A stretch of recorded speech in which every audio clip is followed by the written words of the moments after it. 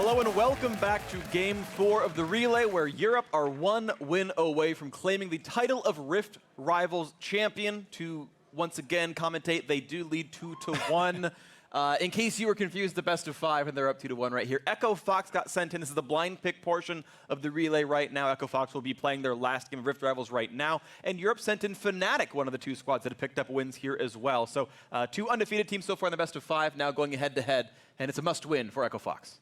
And for Europe, this is kind of the best case scenario, given that G2 stylistically did not match up very well against Echo Fox. Even during the group stages, they struggled a little bit. But for Fnatic, they're a little bit more early game focused. They're much more willing to brawl and fight against the Echo Fox squad that is always looking to fight you whenever they see an opportunity. Echo Fox are feeling really ready for this matchup. Dardoch was the first one into the game lobby. He said they were 100% going to come out here in game number 4. They're ready to do it for NA. They actually expected G2 to come out and meet them because he challenged Jankos to a regular jungle fight. No supports. No Braum versus Alex. No standard, but not going to be today. And something I want to point out, actually, is Echo Fox is definitely a team that have been very experimental, I guess I'll say. So far at Rift Rivals as well as throughout the LCS. People say chaotic, people say it's, you know, clown fiestas, whoever what. But Echo Fox had not played any of their original default Spring Split LCS roster as the full starting 5 until today. They had Demonte plus Fenix, they had Demonte plus Altec, they had all kinds of crazy stuff going on. I mean, Fenix's only game before today was that Renekton top game earlier against G2 Esports in the group stage. Like, they have not put this lineup together almost at all until right now, and lo and behold, they played a bit more of a standard game, and they looked back to their Spring Split form that got them all the way to the 3rd place match and looked much better, looks more reserved. So I'm very curious, now that they are in the matches that mean a whole lot more, they're playing their more standard style, and it's working a lot better, such as that win over G2. Yeah, definitely excited to see how they match up against Fnatic, who it felt like they did one experiment, and they were like, yep, that worked. We're going to have Bwipo in the bottom lane all the time now. And they're like, okay, we'll fully embrace the mages. And they've kind of kept it standard since then. Their new standard is to have double top laners in and play these mages in the bottom lane. And it's going to be very fun to see how Echo Fox now attack it, because Echo Fox actually are still moving pieces, like you're saying, and swapping in and out their players that do have very unique champion pools. While Echo Fox have been versatile and everyone's like, oh my god, they can do anything, it's not like they have tons of top lane champions that Dardoch can play if Huni wants to jungle. It's Rengar. Yeah, exactly. It's not like they have tons of top lane champions for Fenix to play. They actually, maybe they don't even have any. Well, Karthus was okay. They had a decent Karthus game, but that was it. But the question is, how does Fox do under pressure? Because right now, their backs are against the wall. Europe does lead 2-1. If Fox can get a win, not only will they be 2-0 in the group stages, but they then give their final North American representative an opportunity to take the win over Europe after what was a very mixed group stages for the side of North America. Sure, absolutely, yeah. 4 or 5 group stage now, looking at 1 and 2, maybe up to 2 and 2 in this best of 5. Of course, if Fnatic wins, the show is over. Europe takes the trophy, they win, and they get their deserved props as the better region. Either way, though, this is getting ready to go very, very soon. Red side was selected for Echo Fox, by the way, being that it's Game 4. It was North America's choice of which side they wanted to play on. With side selection, Echo Fox chose red, which makes me really think that Huni's likely to go into the top lane, get himself a counter pick, and find a way to look good against either sOAZ or Bwipo up there. And already we're seeing the Heimerdinger ban, something you just have to take away from these European squads, because every single one of them can play. Are we going to see a Kindred ban from the Fnatic side then? Because Dardoch looked very good on this champion. It's super strong right now, and he can play super offensively, the style that you're looking for from him, invading and being able to deal damage. Yeah, Echo Fox 2 and 2 overall at Rift Rivals. Both those wins are on Kindred jungle, both those wins playing more standard. There is that Kindred ban. They are not allowed to be played here in this game. One final ban for Echo Fox. No Zoe for the mid. Let's see what Fnatic values most heavily. It has to be the Aatrox, surely. With it left available, Bwipo did play it earlier in the day. They did find a win. I hope he does it. I want to see Huni take the Fiora into the Aatrox, because we have had so much talk about Aatrox, right? And people still haven't had a lot of time to play tons of counters into the matchup.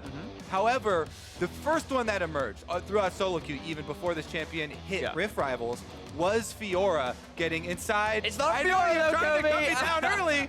I really wanted to see the Fiora because of the mobility and the skill matchup that is there. Yeah. Even that one, though, if Aatrox can still get good trades on her, and it is risky, we'll see if this one is going to be Huni's Renekton, because Phoenix, I hope so. Phoenix did was bad. not have a good time in that exact match. Wait, wasn't it DeMonte that ended up playing the...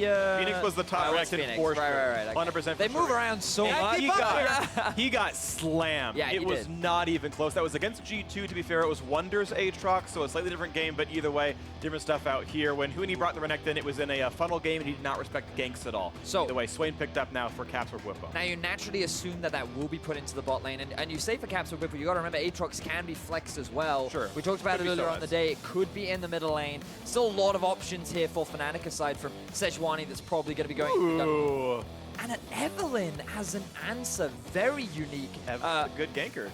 The reason why I've heard in the past many junglers like Evelynn and Sejuani is because her early game is pretty weak, but Sejuani can't punish it. So you just pretty much play a farm-style jungler, and you can get to that level 6 mark without Sejuani really interfering or getting in the way. Also, if you come through with the charm onto Aatrox, you can burst him down. Even after his ult is used, if you burst him down quick enough, the blood well doesn't fill up very much, and you can just take him down again. So a lot of spike damage could be important in that matchup.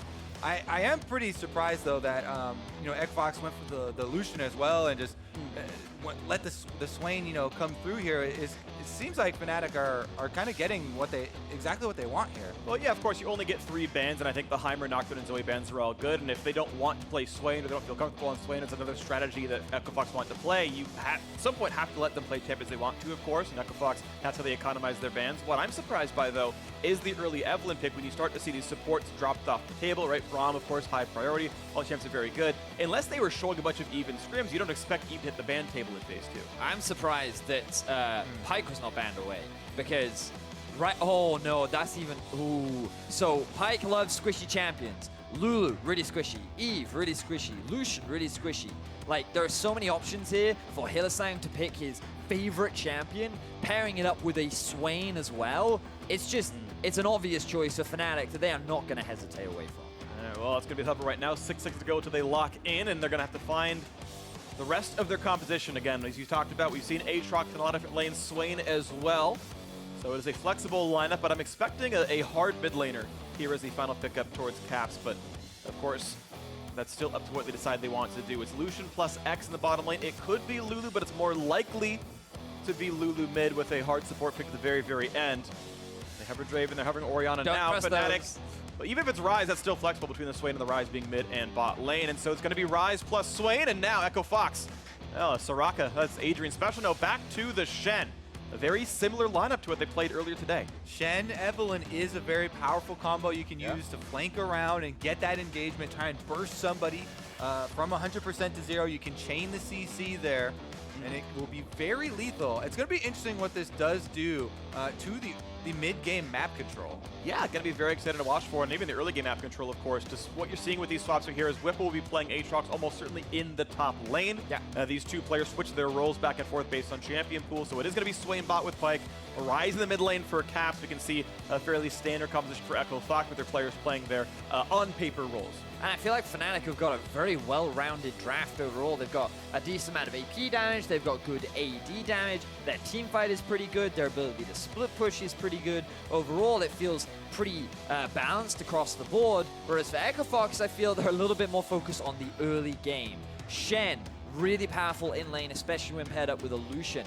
Eve, she kind of wants to get that snowball going, especially around the lanes like the Lucian and the Renekton, who are all about those early game dominant powerhouse champions. So a little bit more emphasis and kind of a return to style for Echo Fox, which is very early game focused. Lulu does give you a pretty good out, though, as far as creeping in through the mid and late game. If Altec does have a good game on the Lucian, the extra speed for him to get around these fights and outplay more of the skill shots on Fnatic's side, that would be their way to try and end it out a bit later as well. We are getting ourselves on to Summoner's Rift Europe.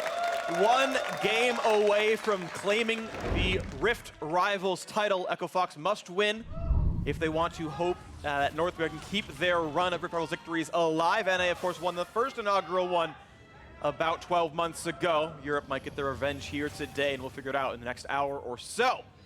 We get ourselves on a Summoner's Rift, and the players spread out. We can see Bwipo heading towards that top lane as we expect. Also, want to point out, he is running Grasp of the Undying on Aatrox. We see a lot of Comet normally on that champion. Grasp, though, a bit better at fighting against melees in the 1v1. Let's go over some of the basics for Aatrox, because even though we've seen him in a bunch of games and be high priority here at Rift Rival, it still seems like even some of the pro players don't have the instincts built in when playing against this champion, regardless of the guy playing it. When he throws out the Infernal Change, that is the W, the one that's going to put that zone on the ground. It is a very distorted zone, and there's a very short distance to both sides that you can try and run to get out of it, so you don't get dealt the damage again, you don't get sucked back into it. And a lot of people have kind of fallen into the trap of just immediately running away from Aatrox and out the long way, which is not going to be able to find you an escape pretty early on. For the Aatrox player to counter this, what you almost always want to do is throw your chain out and immediately go for the long Q. Because if you land the long Q, your mini knockup is going to be long enough of a interrupt to keep them in the zone unless they flash or jump out of it. The other big and important thing in my eyes to talk about when you look at Aatrox is the amount of sustain that he gets passively. I do believe that he gets it from his E, and just the amount of healing that you get is based on the amount of physical damage that you deal. So if you're landing all of your abilities and you combine that with something like a Death's Dance, he just has so much healing that it becomes almost impossible to take him down. Yep. Of course, the sweet spots on these Qs are the things that you're also going to keep track of, and what Huni here on the Renekton is going to try and dodge. Bottom lane, nice exchange there from Echo Fox, taking down some damage onto Pyke, and he won't be able to heal all of it back up. And you can see, of course, spam EULCS or NALCS in chat if you're supporting North America or Europe and North America respectively on that one. And right now it's lane priority for Echo Fox on the bottom side. Level 2 coming in a second, and off the mid lane fight again as they're trading blows as well. Look at the junglers right now. You can see Broxah hanging around the top side. There is a ward in the river that will spot him out. There was the potential of him going for a kill up top as Bwipo asserts his dominance over Huni. And already burns the flash. That immediately is going to signal both junglers that they're going to have to worry about the top lane matchup. These two bruisers, there's always kill potential here for the Aatrox. As we said, if you're able to get just the one knockup, you can keep them in the Infernal Chain zone and chase him down. So Huni's going to have to play a lot more carefully. And this guy, especially at this tournament, has been ganked and farmed, basically, in a lot of these games. So we'll see if he keeps that in mind and is able to either outplay in the top side if it's a 1v2, or if they have Dardoch covering a bit more. Right now, Dardoch is covering. I think they need to get this wave shoved in the rest of the way. Huni has a bunch of rage. He can hit that Q and knock stuff down as Dardoch's, going to look for a deep trinket ward as well to see what might be going on for Sejuani. There was one camp where stealing now Fenix and Caps fighting in the mid lane, and Caps down very slightly in farm, but now winning in health bars as he's already taken his first TP back to lane with his tier stacking. So we talked a little bit about the Evelynn in draft, and seeing as it's not a champion that we see very often, to think about it, like, going for these early ganks is often really challenging because of how predictable she is in her setup, but this is what he jukes away, but still gets charmed. Could this be enough damage? Not just yet, flashing away, but watch out, Broxah here, turns it around! First blood in for Fnatic, and now the chase in for Dardoch has to run away, and now we watch the bottom lane as the hook comes in. Hylissang going to run out, and that is a great counter gank right there for Fnatic. Ooh, and Fox committed so hard to trying to kill Caps, but with a beautiful sidestep is able to dodge the charm, which allows him to flash out of that situation, and he doesn't end up losing his life, and Broxah comes in clutch at the last moment to turn it around for Fnatic. Actually huge that Cap sidestepped the Q out of Dardoch. If he had waited and used the E to charm, the Q does a bunch of extra damage at the first hits, you do a bunch more afterwards. So last out in the damage, that might have been first blood, as we now see Broxah look for the bot lane fight, not going to do much with that ward in his way. Yeah, simple case of getting outplayed right there. And we're going to take another look at it.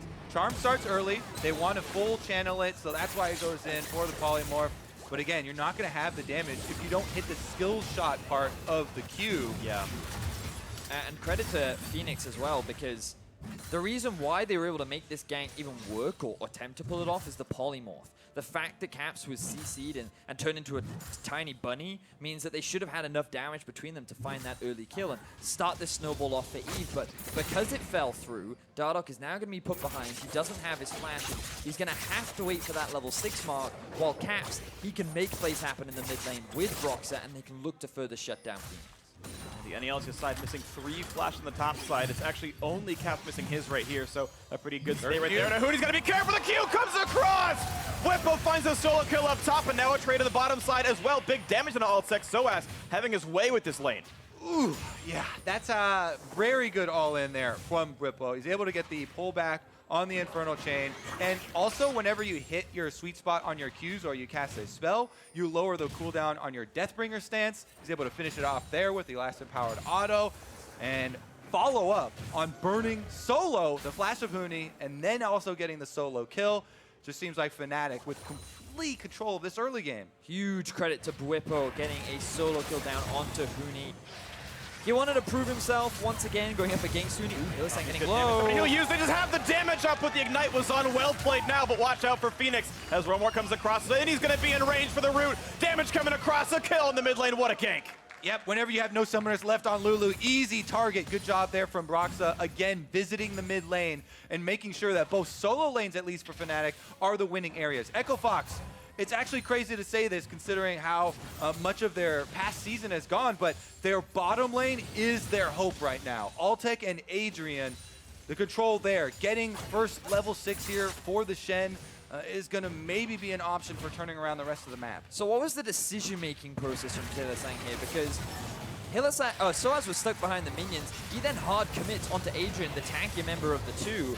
And then when you have an AD carry that far back that can do this much damage early on, you have to question what they were trying to aim for. Now Fnatic, they have the right set on diving top lane. Huni has ultimate, of course. Yeah, so does Bwipo. It's actually Broxah taking aggro first, then it trades back over. Huni goes for the hard CC, but still getting pushed around. He's going to try to kite away, a jump forward. That's going to be the revive coming out. Huni staying just almost alive. They will get the trade into Broxah. A big chunk of shutdown gold, 3 kills worth, but they did not expect Ryze to be there. Nice shot over the wall. Dardoch kiting away. But this dive could still happen. He has the charm available on Caps. He's going to pull him in, but he did not pull aggro yet. So now Bwipo is going to pull aggro, and he will get for the lifesteal, but he will drop down. A shutdown kill comes over still. More gold over to Fnatic with the assist. And now Fenix trying to make it happen. Caps is flashless and almost out of mana. Does Fenix have the damage, though? It's going to be close. Ruined Prison, and yeah, that's going to be a nice jump away. Cap stays alive. I believe extended 2 for 2 topside. Yeah. Ooh, this is the kind of game we were expecting with Fnatic versus Echo Fox. Kills across the board, action all across the map, and the Fear ulti from Bwipo kind of messed up the initial dive and bought Huni a lot of time to kind of turn this in the favor of Fox initially. And while he does go down, Dardoch then shows up and starts to get a couple kills for Fox. Yeah, Dardoch was looking to clean up too after that, but Caps made the first roam, and so they go for a second tower dive. This time around, though, since the charm lands early on Caps, Bwipo decides he's going to tank the turret. He just goes in. He knows he's not getting out after that one, and in this case, you get an assisted kill, so you get an extra 50% worth of the gold on it, plus you deny those minions that were at the turret. So even though you know you're going to die going in, that's still a gold advantage for your team, trading 1 for 1 in that scenario. Absolutely. So this game, 800 gold apart. For the most part, early game leads have tended to transition into actual game wins here.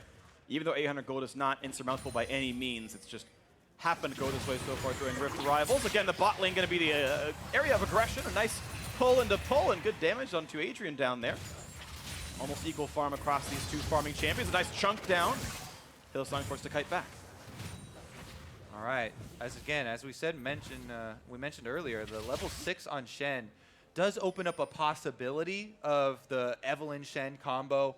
Dardoch trying to turn around the top side, but as of most of this game, that has been in control of Fnatic. They've got control wards there now too. You can see Broxah in enemy territories, looking again to go top. And they're gonna find this one. No flash, but no ult for a few seconds as well. Big chunk of damage, and the re-engage not gonna mean a whole lot for Sejuani. That's that CC chain we talked about in Champ Select. Stun from Huni, right into the charm there from Dardoch. No big time. Taunt, big damage here. He's gonna kite out pretty easily, find a stun on a Shen, a pull back with sOAZ, but Still, I believe damage went just barely in the favor. Never mind. There's the big push in towards Altec. Shadow keep him alive. He's trying to cut away, but they might still have the burst damage. He's going to go for the explosion, a kite, and he's going to flash in. He's going to get that one, but here comes the rest of the squad. A taunt, the big stun coming across, a trade kill, but a TP down for Echo Fox. TP top right now, too, for Bwipo. He's actually going to try and hard push that wave. Action just keeps happening all across the board. Really good TP from Huni to turn the fight even in, towards Echo Fox, so they didn't lose out too much, because you talk so much about it, Kobe. In the 2 versus 2, it has been Altec and Adrian coming out on top, and now Hylissang does land the hook, gets a bit of damage down. What can Dardoch do on the top side of the map? Level 9 versus 8 actually got a lot of XP on this E, pops the ult, and forcing that down. It's very, very low HP in the Aatrox. Can he get the chase? He goes in for the flash, EQ!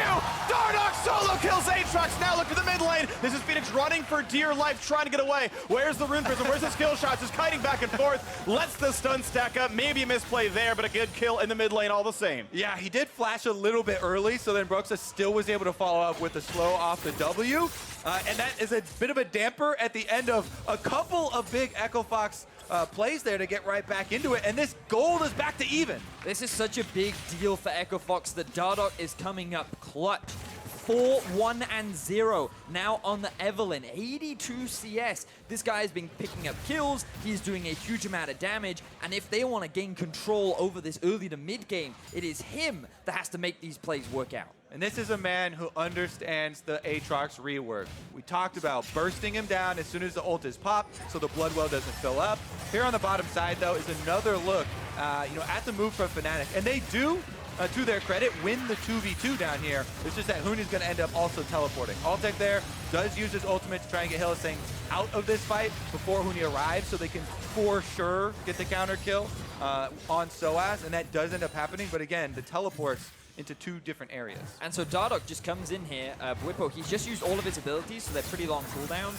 And you can just see the sheer amount of damage coming out from Dardoch. Gets them a win, and now another game. Sheer amount of damage in the mid lane. Goodbye, Fenix. Into the ashes you go. Hylissang actually grabbing the kill credit, but of course shares extra money over as a result.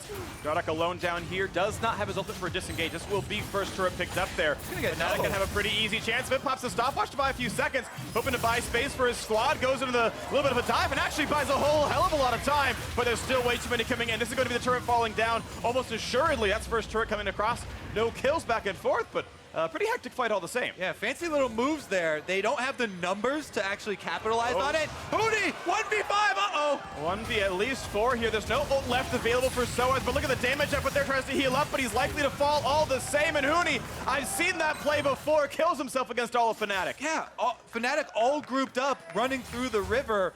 Trying to cut them off here is Huni, but he's just going to be left by himself. Was that him really trying to cut them off? That's exactly what happened last time. He's trying to cut them off in the river. He's hoping for them to separate. But yeah. Echo Fox have full information that they were all grouped up together, so there's no reason for them to separate and give an easy target. Okay, support versus Lulu, and it's going to be a knockup. Fenix running away. Dardoch is around. They're going to try to make this play happen on the Caps. Nice. Juking away a good taunt, though, to have the damage. Almost a great stopwatch, and Hylissang going to be okay as he keeps running. Nice juke from Adrian. Gets away from the pull back and will stay alive and trade of shots. 13 minutes in, 15 kills happened in this game so far. The gold is ever so slightly in the favor of Fnatic just because of the early tower they were able to secure, but that is not slowing down the momentum of Echo Fox. Dardoch now looking for a flank. Broxah getting away quickly enough. He should be all right as long as the red doesn't reset. Okay, it will. So a few moments bought here, but this is still a red to be stolen away. Echo Fox trying to stay alive in this game. 2,000 gold difference, but that will shrink as bot lane turret falls. So right now, Fnatic are pretty happy with the state of the game just because both the champions that are scaling up in Swain and Ryze have completed their Rod of Ages very early on into the game. So once you hit that 20-minute mark, Fnatic are going to be primed and ready to fight. So while Fox have been finding a bunch of kills and the Evelynn is in a good position, the snowball hasn't been big enough because Huni has been falling behind and Fenix has just been shut down. 0-4-0, yet to even complete his first major item. Dardoch is the only real damage dealer at this point outside of Altec if he can get close enough to the fight. And Fox just have to be very careful about how they approach a lot of these next few fights just because of how strong Caps and sOAZ are. Careful is definitely a good word because Fenix here on the Lulu, he's so far behind. Yes, he shouldn't even think about trying to do damage in these fights. He should just think about trying to buff up Altec to allow him to do the damage, the guy that's actually built for it. Oh, speaking of damage output though, Bwipo going for the play on Altec. Shen's coming across. He'll be reviving, and this re-engage could be good. Shen could find the taunt. The Hylissang goes to the Bone Skewer and stops him mid-dash. Beautiful play. Good support right there. Bwipo was confident that his team was right behind him, but now sOAZ in a 1v1 against Dardoch Dardoch. level 11, but again, he misses the Q, which means not great damage. He has to be really respectful of what Swain could do, dodging the first Q, and here comes the rest of the teams. Looking for the pullback, not going to get it, but now Sejuani's in the fray. Big damage onto Huni. Goes for a big stun, but be careful to re-engage. That could be the explosion, not going to be ton, but now Rune Prison is in. That will be the kill picked up. Hylissang nicely done, chases forward, looks for more. The Bone Skewer lands, out goes Dardoch. This could still be a very, very good chase. Phoenix falls for 0 and 5. The flash in, so it's not going to get that one. It's a flash out for Dardoch, but still, more good fights for Fnatic. And a quicker collapse there for Fnatic does get them 2 kills, but here goes. Not quite the toss. Looking for Caps, good damage, but it's going to be Adrian falling first. Fnatic not able to lose these fights. They're getting more and more throughout this game. And we just talked about how Fox have to be so careful when trying to approach these fights. Fnatic feel pretty strong right now. They're winning out on so many of these skirmishes because Dardoch isn't getting the damage off that he wants. And because of how far behind... What are you doing? He face checks into 4 of them and dies right away. Fox are not respecting Fnatic at all right now, and Fnatic are ripping through Echo Fox and looking to secure the Rift Rivals win for Europe. And they are poised to take this one at this point. 4,000 gold lead, only 60 minutes in. Fnatic putting on a show here on this one. 2 wins potentially in this best of 5, doing a lot of the carrying themselves. Splice, of course, with a great win earlier, but Fnatic definitely showing up well on the day. We watch this fight in the mid lane again.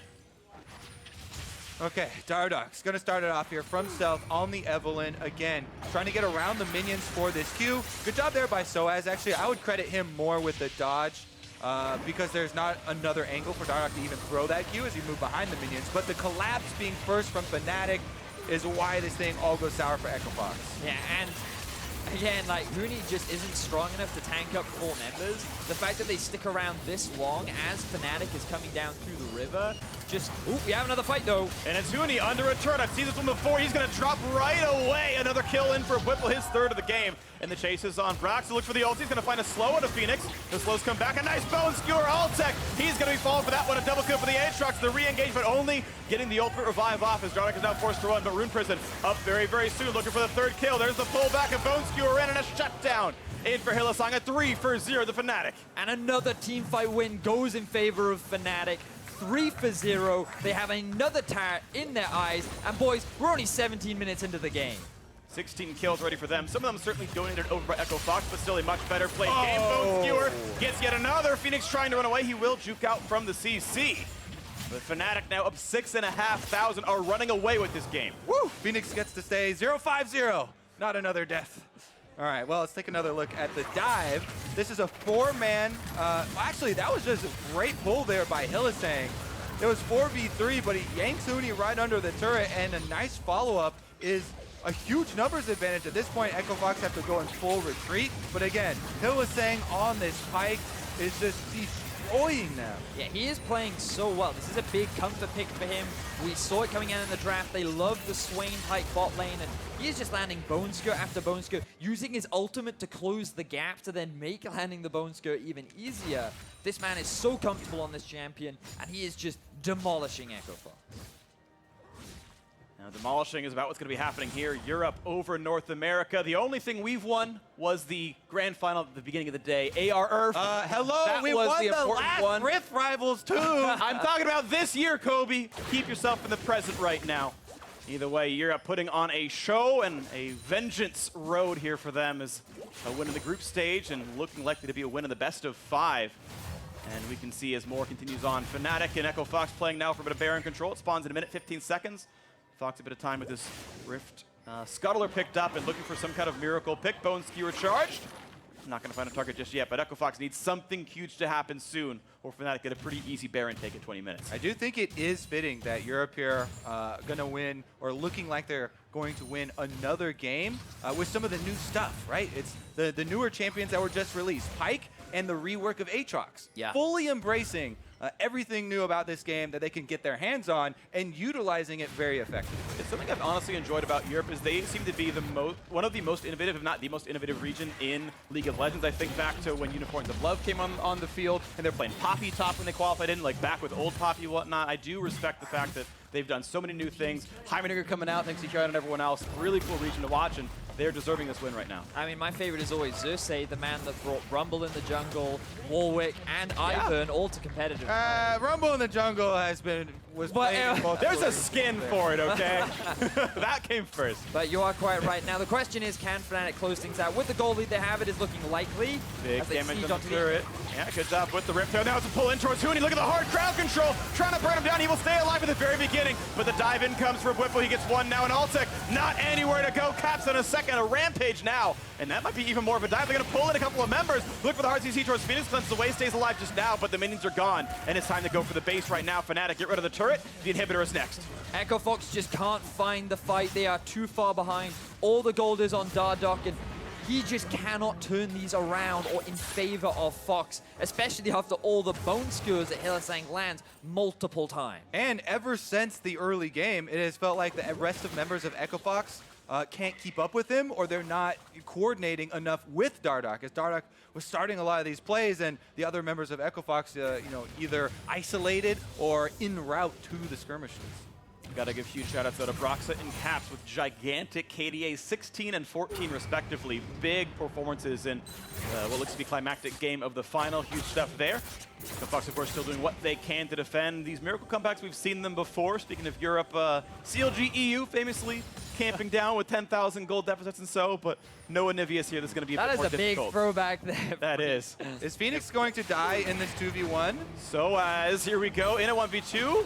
And gonna, ooh, wow, that's a really, really good hourglass. He's not even gonna be hard CC'd, and Dardoch, nowhere to go. The blast code picked up already by Phoenix.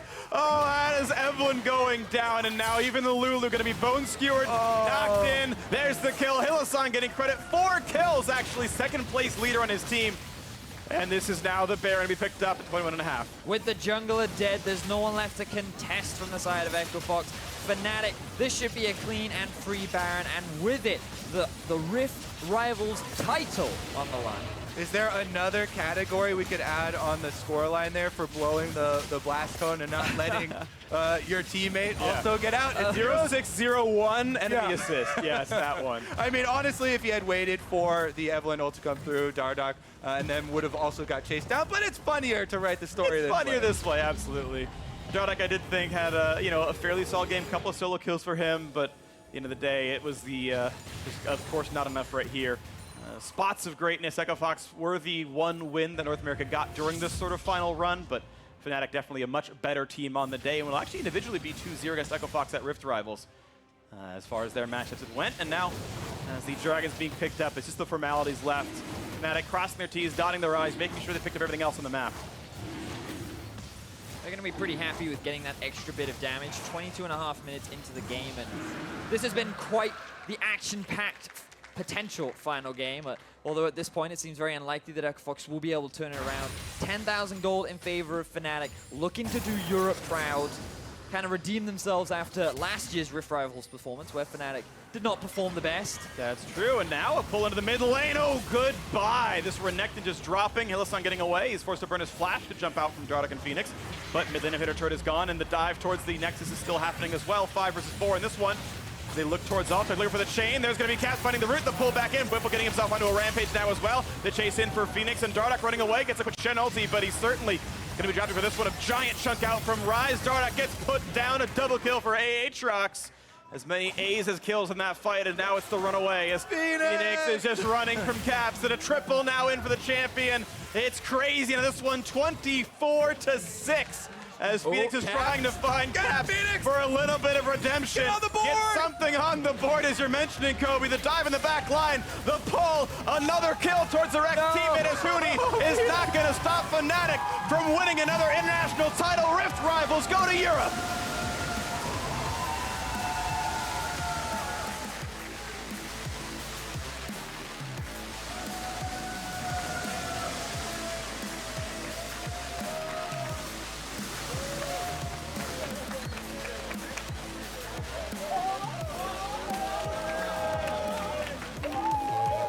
Definitely the better teams on the day, the better region this weekend. All right. North America won in Europe, and Europe is taking it back. Yep. You know what that means, Vedius? It's a draw. You know, we are equally good team. I don't think that's what it equally means. good regions, Vedius. Congratulations. I mean, it's Europe. We love draws. 1-1 in Rift Rivals. Oh, man. And what a way for Europe to win as well. The fact that Splice came up big, secured a win after G2 were upset by Echo Fox. They're going to be feeling really confident returning back to the EU LCS. Fnatic getting the 2-0 on the day. Both Bwipo and sOAZ having phenomenal performances. And Europe just claiming a bit of revenge back after last year. Huni shaking hands with his old team. We got to the finals, which kind of had to happen, to be fair. There's only two real teams here, but Europe the better team here today, and that's Perks so joining far. Fnatic. Yeah. That might be I mean, I don't know. Caps played well enough. I don't think they need him.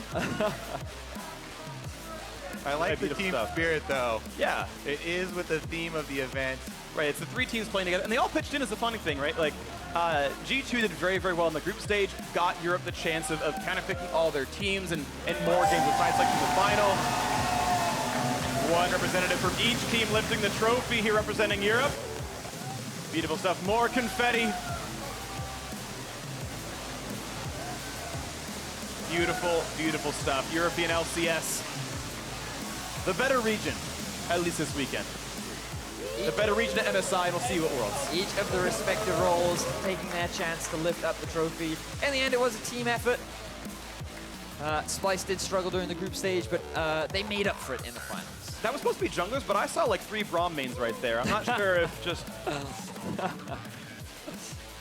Now the legendary few mids. Yeah, one of whom brings smite almost every game.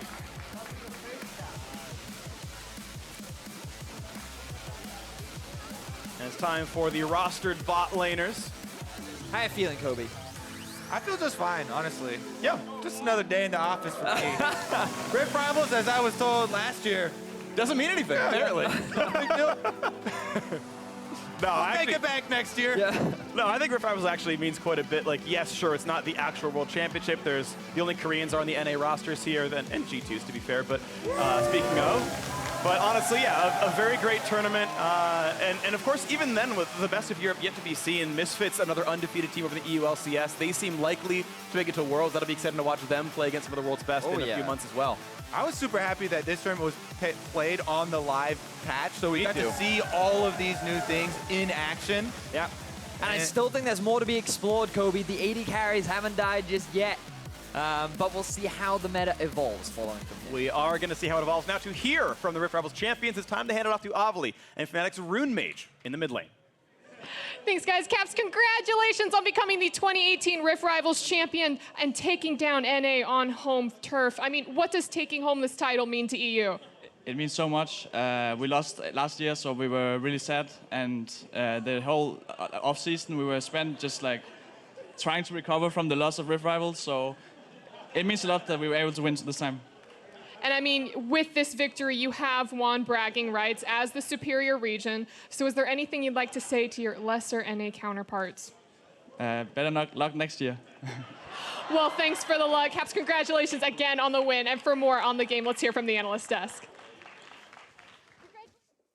Thank you very much, Evelynn. The 3-1 victory for EU. Deficio not only called it, but his region is victorious. Thank you. I mean, honestly, such an impressive performance put together by the EU squads today, given the fact that G2 dropped that first game. And then the other two teams are the ones that come in and support the team that was undefeated through the group stage. Yeah, it just makes it a really cool story for all of Europe, and especially the Splice guys. The fact that they were down, everyone thought it was just a free win for Team Liquid. Yep. They were just going to sack them, and that was it.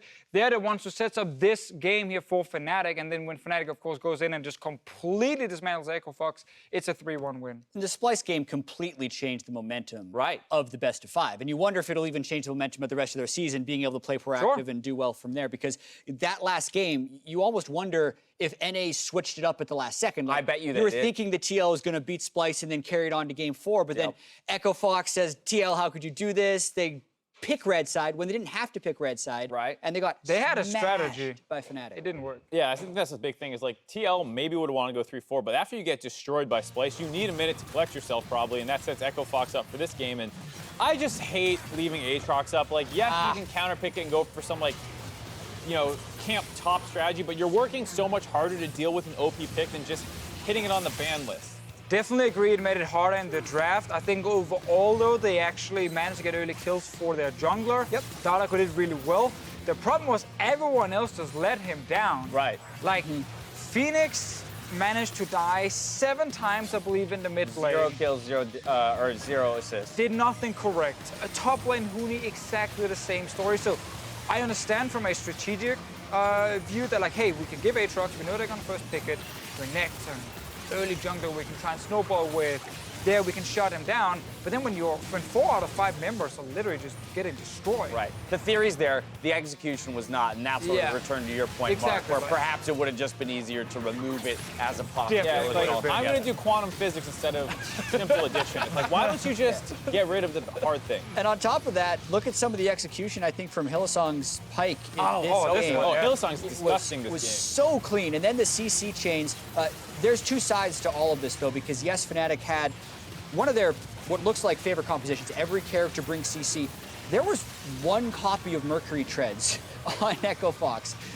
Huni put in the Ninja Tabi. I don't think Fenix ever finished boots. Like, it was not good by Echo And Fox. I think this is where we have to give an exceptional amount of praise to the EU region as a whole for the way that they experiment and are so willing to pick up the new stuff as it comes in from patch to patch, right? We're talking about that Heimerdinger, we're talking about that Aatrox, we're talking about the funnel strategy in and of itself that NA was late to. And it's no surprise then almost that you come to this tournament and you watch the 2 regions clash. Well, the region that's been willing to practice for 2 weeks earlier than the other is the one that comes out on top. Historically, that's usually true, too. I feel like Europe is always the region that's breaking out the new thing, at least trying it. Sometimes it looks god-awful, and everyone's like, what were you guys thinking? But, like, then there's these times where Aatrox is broken, and you have this other pick that no one else is ready for. Yeah, and that was a lot of my fears coming into the event when we were doing the podcast beforehand. I thought EU was going to have the upper hand. And it's not an excuse. It's just the fact that I thought EU was the stronger region, and I think they proved that they were. Yes. Even starting the day with Echo Fox jumping out of the gates, putting a beat down onto G2, you think, wow, could this actually happen? But definitively, no. They lost the next 3 games. Team Liquid couldn't even beat Splice. And then, as you saw, that last game was probably the most one-sided game we had all event. Also, just want to add another pick. We talk about Aatrox, but the Heimerdinger is 4-0 during the event here. Splice used it to beat Team Liquid. They killed Doublelift in lane twice with it. And when you are quicker and picking up some of these champions that we most likely will see in the NALCS next week, because they're going to be like, oh, okay, we have to start playing Heimerdinger now. And Pyke, of course. Aphromoo on that Pyke, that's the first time we saw an NA. That was bad. I mean, come on. I mean, it makes drafting nearly impossible because you need to remember Zoe and Nocturne are standard red side bans, but you can't play Aatrox, so you have to give it over. You can't play Heimer, you have to give that over. So you just hamstring yourself completely in the draft phase. It's going to sting for NA, who was looking to defend their Rift Rivals title, but EU now reigns supreme, and they'll hold that title for the next year until we have a chance to take it back. The weight of an entire region, though, could be a lot to carry. And while each player from Europe did find their moments, the title of Rift Rivals MVP is being awarded to G2's Wonder. Yeah, this is a guy for the entire Rift Rivals event. This isn't just from the best of 5 today. Correct. It includes the group stage. Every single laning phase, it seemed like this guy was destroying. Even in G2's loss today, he was having a very strong game. And people were wondering, how is Wonder going to match up with Impact? How is he going to match up with Huni? And Wonder took down everyone. And I think also the most impressive thing is he didn't get help. G2 did not play around Wonder and like camp for his lane. It was 1v1 that he would just Or do 1v2. Or 1v2 sometimes he would do it as well. So it made it so much easier for G2 in the group stages because they could still put all the focus on Perks or Heimerdinger bot lane. And then Wonder would just consistently win his lane on his own. And yeah, even the Puppy game, he actually did really well on. So I think he fully deserved this one, even though it was Fnatic and Splice who ended up winning the final for Europe. All right, all the EU Aatroxes looked good, but Wonders in particular, so much so he had to get taken off of it, but was still finding wins. To hear more from the Rift Rival MVP, Evelynn is standing by with the G2 top laner. Thanks, guys. Wonder, congratulations on winning the MVP award. And I mean, did you expect coming into Rift Rivals to leave with the trophy as well as leaving as MVP? I expected that we would win as a region. Of course, I didn't expect, because I played against a lot of good NA top laners, I didn't expect to get MVP, but I'm really glad I did, and I think I performed pretty well, even though I didn't really play against maybe all like the main role top laners. I played against like Fenix and Brandini, but I still think I played pretty well, and I like played my role and did okay for my team. You did have a phenomenal performance, but is there anyone else from your region that you'd like to recognize? Well, I think what Fnatic has going on for them, the Bwipo sOAZ thing, has worked really well for them this Rift Rivals, and I expect them to do really well in Europe as well. So I think the thing they have going is working good for them. So far, NA has taken down EU in your home turf, and now you've taken down NA in our home turf. Coming into next year, any advice, any battling words? Well, I think NA has to work a bit more on their macro. I feel like they're not like that strong right now as a region, so maybe work a bit on their macro and they can maybe like do anything to Europe teams. Well, thank you and congratulations again on your victory. And for more, let's hear from the analyst desk. Thank you very much, Evelynn. I've kicked the two NA analysts off the desk this time around because EU reigns Feels supreme. much better now. Exactly. Deficio was the only one who called it, even though Jat was a traitor earlier in the broadcast. Hearing from Wonder there, talking about the differences between the regions, he points at the macro game, but I feel like there's far more than just macro game that was exposed here for the NA region. I mean, it's a lot of things. I think in definitely some of the games, it felt like mechanically, just doing laning phase and doing skirmishes, the EU teams had the upper hand, especially against Hunter Thieves. They were really the team who got punished hard because of that. But we also got to see in the Team Liquid game against Splice, where everything just fell apart in every single lane. There was a clear difference in terms of what they could do on the different champions they had. I think the macro one, I think he is joking a little bit with the Xmithy NA superior macro, but yeah, NA definitely does not have better macro than Europe. All right, well, EU gets the win. If we pull up the schedule, though, presented by Jersey Mike's, you can watch the Rift Rivals champions compete next week, Friday, July 13th, when the EU LCS returns, with the NA LCS countdown starting up on Saturday after EU's broadcast. We forget that although it's the top three teams from spring, you guys have another undefeated team in Misfits still sitting across the pond. And we have our match of the week, which is actually going to be G2 Esports and Misfits against each other. Woo! Both teams 6-0. They can get to decide who's the best European team. It might not even be G2 Esports. You might even get me to tune in for that, broadcast. Oh, you should definitely be watching that one. Now, of course, on the flip side, for NA, I will be very intrigued to see what comes out in week 4, right? We talked about these picks that EU has been so willing to jump at. We saw the Pyke from Aframu today. I wonder if we're going to see the Heimerdingers. You're going to get Heimer. You're going to get Aatrox. Where's the Aatrox? Of course, they might not look as clean as the EU versions of those things right now. When it comes to the meta and how to play the game, though, we have heard from a lot of the EU teams, or for, say, for example, Fnatic, that we're not loving the AD carries and Funnel is really good and/or really strong mage bots. Where do you land on that? Do you feel like this tournament, being an opportunity for international metas to clash, has driven you to one thing more than the other in terms of the proper way to play the game? I am more towards the majors than I was before. I feel like all European teams had a lot of success when they got the majors in the bot lane, Swain, Heimer, Karma, these kind of things. I think AD carries definitely can still work. I actually think now with some of the patches that are buffing some of the AD carries and some of the items, we will soon start to see some of the old crit ones return. The NA casters talk about Caitlyn all the time. Maybe she's gonna get back in the meta, but overall, majors in bot lane, mid laners who can actually play aggressive, and then I'm happy. Getting a shot of the winning teams here on your screens as they take a moment to pose with their trophy. Never mind, you get to look at our pretty faces one more time.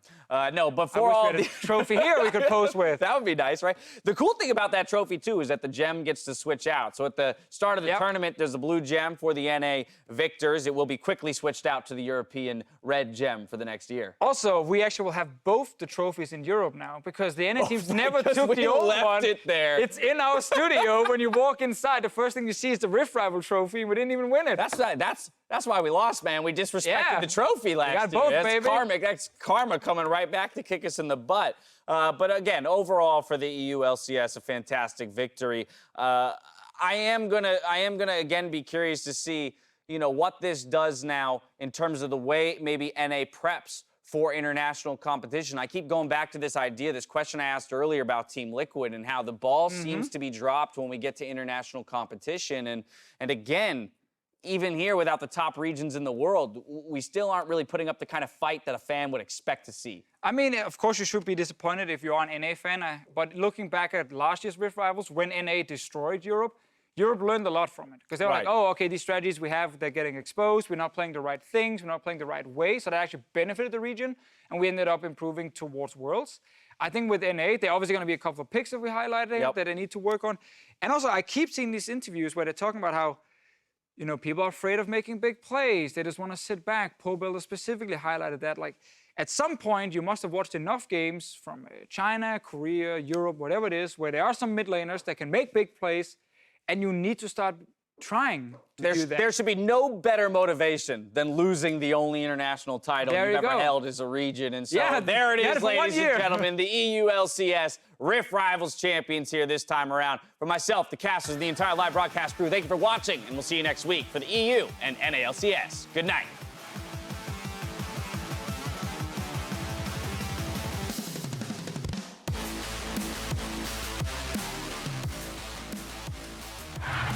Is that a dragon?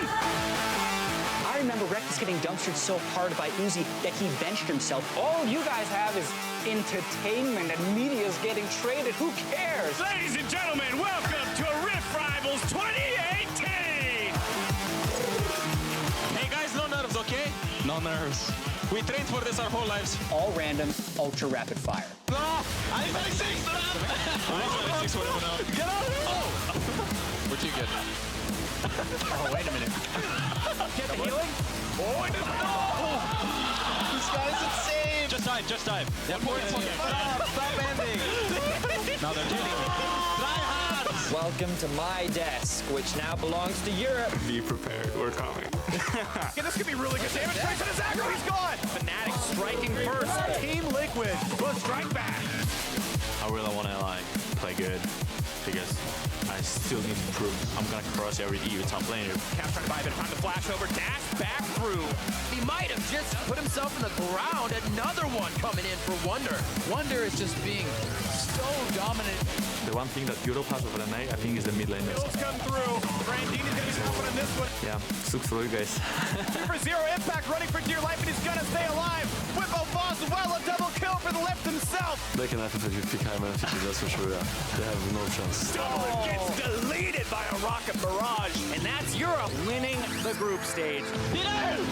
This game is so hard. Somebody kill that man! Somebody kill him! Kill him! Somebody kill him! He does get it! First one is drawing the double. He's got the other kill. With this training, he doesn't even go down. The shield, double taking up the minions. That's gonna be it. We lost. Down. Shebang! I think the Rift Rivals format for this year is much better than last year because it's going to prove that like one region is actually better than another region. Oh, combo! Disaster for G2! Bro, you get it. Don't worry. Get the guys out. Okay! Come in. Let's go! 23-minute win for Echo Fox. It's probably fine. We'll see. Watch out. After running for his life. World Ender, and he's looking to end 100 Thieves. Bring back the hope for Europe. Fnatic taking down 100 Thieves.